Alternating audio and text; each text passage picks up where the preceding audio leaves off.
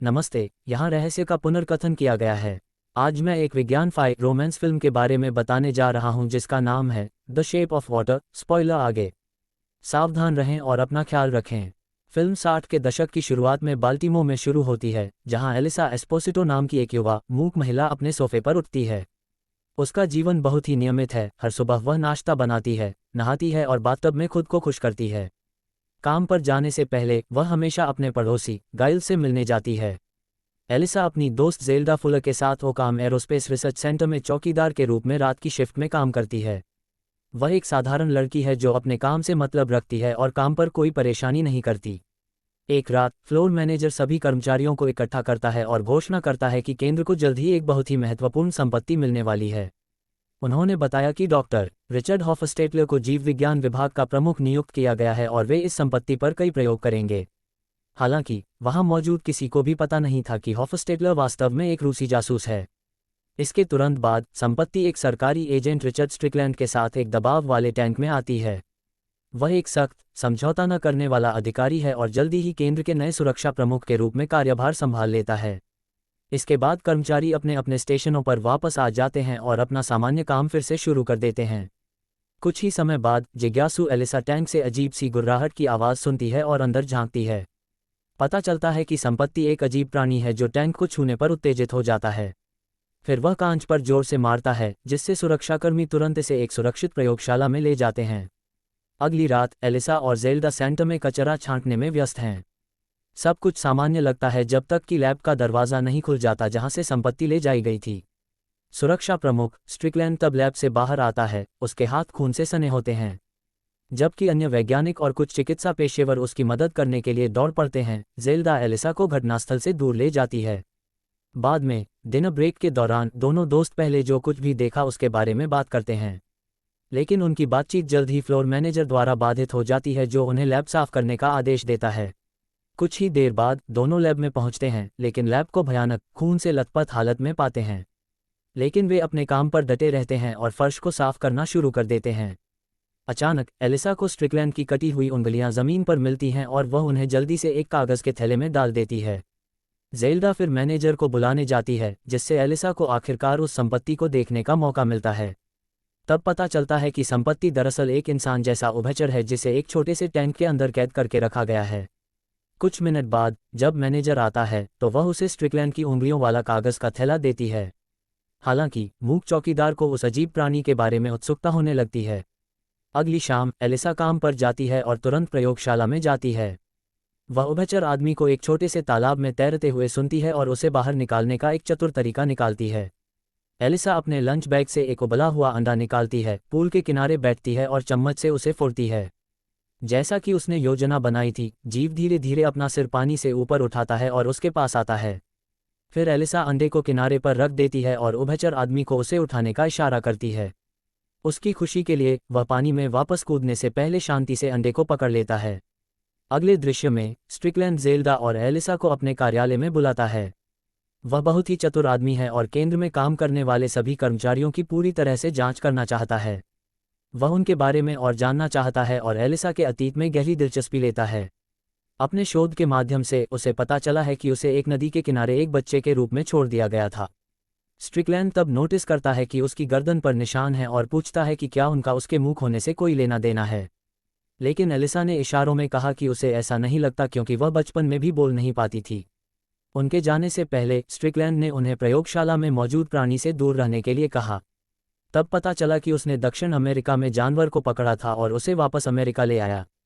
उसने चौकीदारों को आगाह किया कि प्राणी भले ही इंसान जैसा दिखता हो, लेकिन फिर भी यह एक राक्षस है। फिर भी एलिसा को प्राणी से दिलचस्पी बनी रहती है। वह नियमित रूप से प्रयोगशाला में जाती है जब वैज्ञानिक चले जाते हैं और जगह साफ करने का बहाना बनाती है।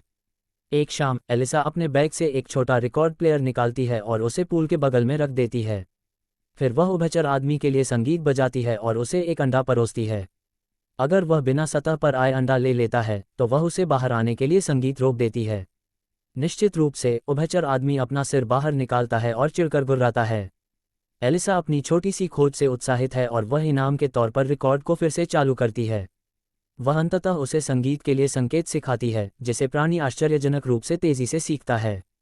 उनकी डेट कई दिनों तक चलती है और दोनों एक साथ नृत्य भी करने लगते हैं।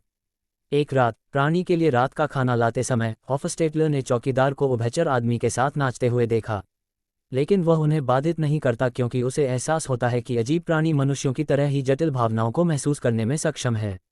इसके बाद वह अपने असली मालिकों से संपर्क करता है और एक सुरक्षित स्थान पर एक बैठक की व्यवस्था करता है। फिर एक सोवियत एजेंट उससे मिलने आता है और हॉफस्टेटलर प्राणी के बारे में अपने सभी नोट्स और प्रयोगशालाओं का खाका साझा करता है। इस समय के आसपास शीत युद्ध अपने अंत तक पहुंच रहा है, लेकिन सोवियत अभी भी अमेरिकियों से प्राणी का अपहरण करना चाहते हैं। हॉफस्टेटलर जल्द से जल्द योजना के साथ आगे बढ़ने के लिए अड़े हुए हैं क्योंकि उन्हें लगता है कि यह प्राणी एक बुद्धिमान प्राणी है जो संवाद करने की क्षमता रखता है। इस बीच एलिसा अपना काम जारी रखती है, सुविधा के लिए कपड़े धोने का ध्यान रखती है।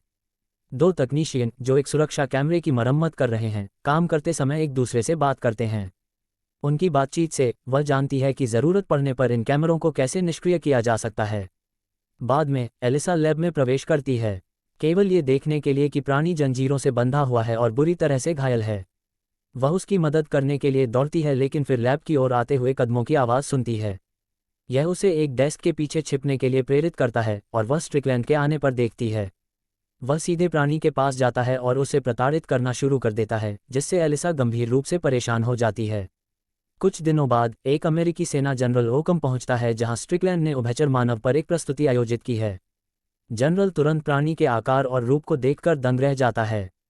स्ट्रिकलैंड बताता है कि उसने उसे अमेज़न के जंगलों में पाया था जहां स्थानीय जनजातियां उसे भगवान की तरह पूजती थीं। हॉफस्टेटलर जो वहां मौजूद है जनरल को बताता है कि प्राणी दो अलग अलग श्वास तंत्रों के बीच बारी बारी से काम कर सकता है। यह उसे एक बहुत ही अनोखा जीवित जीव बनाता है जो भविष्य की वैज्ञानिक प्रगति में मदद कर सकता है। जैसे जैसे प्रस्तुति आगे बढ़ती है हॉफस्टेटलर को पता चलता है कि उभयचर मानव को सांस लेने में कठिनाई हो रही है क्योंकि वह बहुत लंबे समय से पानी से बाहर है। वह स्ट्रिकलैंड से विनती करता है कि वह उसे सांस लेने में मदद करे। उसे पानी में वापस लाने के लिए एजेंट मना कर देता है और अपना भाषण जारी रखता है। थोड़ी देर बाद एम्फिबियन मैन अंततः बेहोश हो जाता है, जिससे सैनिक उसे प्रेशर टैंक में ले जाते हैं। बाहर एलिसा जनरल को एम्फिबियन मैन के लिए अपनी योजना के बारे में वैज्ञानिकों से बात करते हुए सुनती है। वह सावधानी से उनका पीछा करते हुए स्ट्रिकलैंड के दफ्तर वापस जाती है और सुनती है कि प्राणी को जल्द ही मार दिया जाएगा और उसका विच्छेदन किया जाएगा। उस रात भयभीत एलिसा प्राणी को सुविधा से बाहर निकालने के लिए जाइल्स की मदद लेने की कोशिश करती है। मध्यम आयु वर्ग का आदमी शुरू में उसे हंसाता है क्योंकि उसे लगता है कि वह एम्फिबियन मैन के बारे में मजाक कर रही है, लेकिन वह मदद करने के लिए दृढ़ संकल्पित है और उसने ओकाम में जो कुछ भी देखा है वह सब बता देती है। ये सुनकर जाइल्स अंततः सहमत हो जाता है क्योंकि वह एलिसा को लंबे समय से जानता है और उन्हें कभी नहीं बोला है। इस बिंदु ये स्पष्ट है कि मूक लड़की उभयचर आदमी से कर ऐसा इसलिए है क्योंकि वह उसे उस तरह से देखता है जिस तरह